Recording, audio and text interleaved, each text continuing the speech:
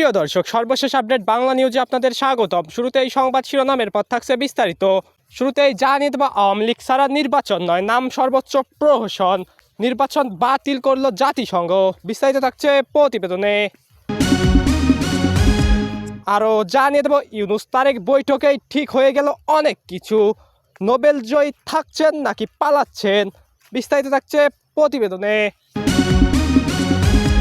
আরও জানিয়ে দেব, ঢাকায় ট্রাম্পের বিশেষ দূত, ইউনূসের উপর আওয়ামী লীগ ফেরানোর চাপ চরমে। বিস্তারিত থাকছে প্রতিবেদনে। আরও জানিয়ে দেব, রিকশা প্রতীকের প্রার্থীর গাড়ি পুড়িয়ে দেওয়ার হুমকি ছাত্রদল নেতার। বিস্তারিত থাকছে প্রতিবেদনে। আরও জানিয়ে দেব, গ্যাস সংকট প্রবল হলো কেন। বিস্তারিত থাকছে প্রতিবেদনে। সুপ্রিয় দর্শক, এতক্ষণ শুনছিলেন সংবাদ শিরোনামে, এখন শুনবেন বিস্তারিত। তার আগে ভিডিওটি ভালো লাগলে এবং সর্বশেষ আপডেট নিউজ পেতে চ্যানেলটি সাবস্ক্রাইব করুন। ধন্যবাদ। যুক্তরাজ্যের 4 সংসদ সদস্যের সাম্প্রতিক বিবৃতি মোহাম্মদ ইউনূসের তথাকথিত অন্তর্বর্তী সরকারের মুখোশ আরও একবার খুলে দিয়েছে। 2024 সালে জুলাই মাসে বিদেশি অর্থায়নে পরিচালিত সুপরিকল্পিত দাঙ্গার মাধ্যমে জনগণের নির্বাচিত সরকারকে উৎখাত করে ক্ষমতা দখলকারী এই অবৈধ কাঠামো এখন ফেব্রুয়ারিতে আরেকটি নির্বাচনী প্রহসনের আয়োজন করতে চলেছে।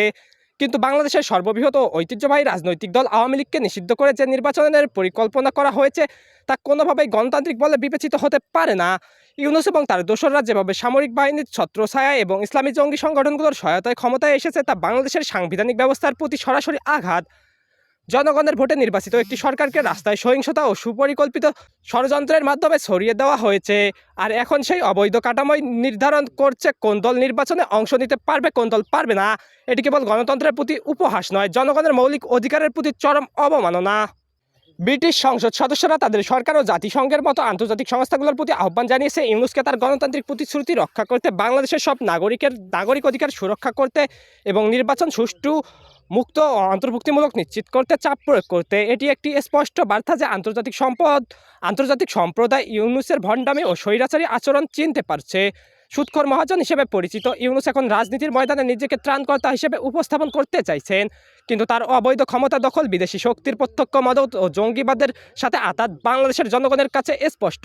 জুলাইয়ের দাঙ্গা যে একটি সুপরিকল্পিত ষড়যন্ত্র ছিল তা এখন আর কারো কাছে গোপন নয়। বিদেশি অর্থ এবং সামরিক বাহিনীর সমর্থন ছাড়া ইউনূস একদিনও ক্ষমতায় টিকে থাকতে পারতেন না। ইউনূস এবং তার অবৈধ সরকার যতই চেষ্টা করুক ইতিহাসের চাকা পেছনে ঘোরাতে পারবে না। বাংলাদেশের জনগণ জানে কে তাদের প্রকৃত প্রতিনিধি, কারা ক্ষমতার জন্য বিদেশি প্রভুদের সেবা করছে। ফেব্রুয়ারির এই তথাকথিত নির্বাচন হয়তো অনুষ্ঠিত হবে, কিন্তু তা কখনোই বাংলাদেশের জনগণের ম্যান্ডেট পাবে না।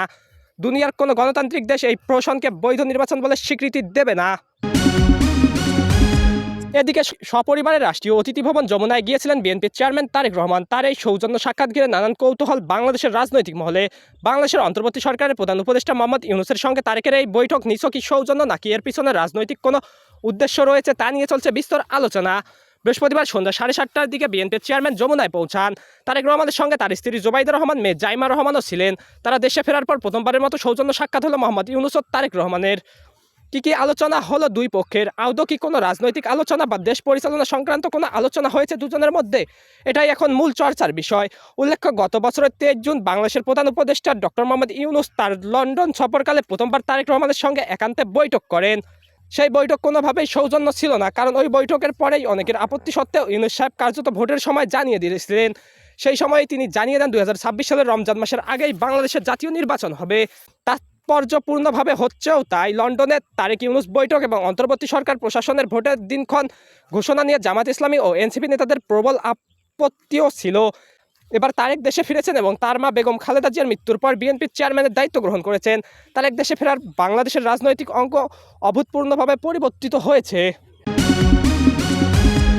মার্কিন প্রেসিডেন্ট ডোনাল্ড ট্রাম্প প্রশাসনের দায়িত্বপ্রাপ্ত যুক্তরাষ্ট্রের 2 সাবেক জ্যেষ্ঠ কূটনৈতিক আলবার্ট গম্বিস ও মর্স ট্রান মঙ্গলবার সন্ধ্যায় বাংলাদেশের রাষ্ট্রীয় অতিথি ভবন যমুনার প্রধান উপদেষ্টার সঙ্গে সাক্ষাৎ করেন।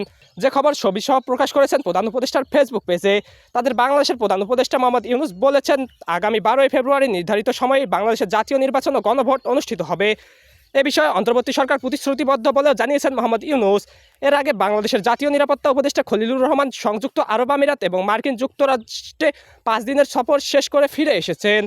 উল্লেখযোগ্যভাবে তারপরই মোহাম্মদ ইউনূসের নেতৃত্বাধীন অন্তর্বর্তীকালীন সরকার বলেছিল যে আওয়ামী লীগ যদি তাদের অপশাসনের জন্য ক্ষমা চায় তবে তারা তাদের নির্বাচনে পুনরায় প্রবেশের পথ প্রশস্ত করতে পারে।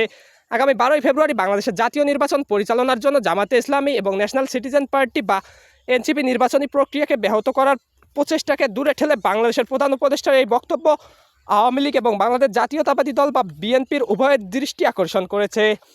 আরও তাৎপর্যপূর্ণ দিক হলো এরপরই যুক্তরাষ্ট্রের দুই সাবেক জ্যেষ্ঠ কূটনৈতিক প্রধান উপদেষ্টা মোহাম্মদ ইউনূসের সঙ্গে সাক্ষাৎ করা এবং নির্বাচন নিয়ে আলোচনা যথেষ্টই তাৎপর্যপূর্ণ বলে মনে করছেন রাজনৈতিক ওয়াকিবহাল মহল।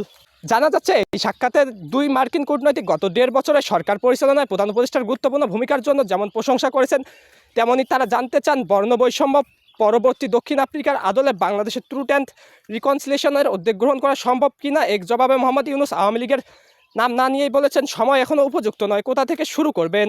ট্রুথ অ্যান্ড রিকনসিলিয়েশন তখনই সম্ভব যখন কেউ স্বীকার করে যে সে ভুল করেছে, নিজের অপরাধের জন্য অনুতপ্ত হয়, অনুশোচনা প্রকাশ করে।